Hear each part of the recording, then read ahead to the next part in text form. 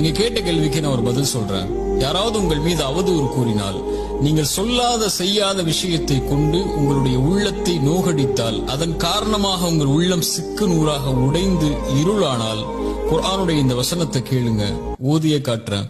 وَلَقَدْ نَعْلَمُ أَنَّكَ يَضِيقُ صَدْرُكَ بِمَا يَقُولُونَ فَسَبِّحْ بِحَمْدِ رَبِّكَ وَكُن مِّنَ السَّاجِدِينَ وَاعْبُدْ رَبَّكَ حَتَّى يَأْتِيَكَ الْيَقِينُ